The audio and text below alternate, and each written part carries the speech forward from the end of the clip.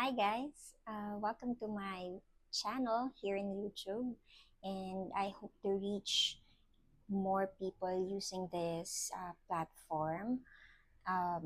This is my first time doing a vlog. This is actually an introductory video on what will my contents be. So, marami po tayong pwedeng pag-usapan gaya ng pagiging nanay sa isang bata na may rare condition. So, one of my kids has an ultra-rare condition. First confirmed case ng beta propeller, protein-associated neurodegeneration here in the Philippines.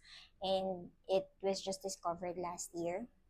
I also have my youngest na meron siyang autism plus ADHD, but he's high functioning, so you'll see him in a lot of videos here in my channel. And we can talk about skincare and makeup because those are the things that I am currently into, and I'm kind of addressing some issues within the skin of my face. We can also talk about or give opinions about our current government and in and everything that's happening around us. Um, the things na pwede tayo makapagbigay ng ating mga huro-huro. We can also talk about food. There are good places that I can also recommend because hindi naman ako foodie, but I like trying out new things and new food, new cuisines na unfamiliar sa atin. May catch lang doon kasi hindi ako masyadong mahilig sa maanghang. So, kung hindi siya sobrang maanghang, then it will be okay for me. Pero kaya naman na may konting anghang. Konti lang. Ayun. What else can we talk about? Actually, marami tayong pwedeng pag-usapan.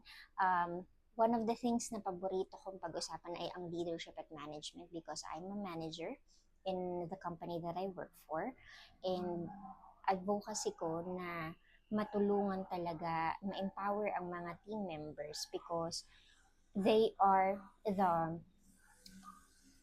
people who work for us, who are doing the legwork, who are doing the dirty work for us, no? Kailangan tayo bilang leader, tayo ang magseserbisyo sa kanila na tutulong sa kanila kung paano sila aangat. Whether it's about skills, whether it's about their personality. So, marami tayo po tayong pwedeng pag-usapan. So, I hope that you find the time to look into our videos para po napag-usapan natin yung mga bagay na yun. And maraming salamat.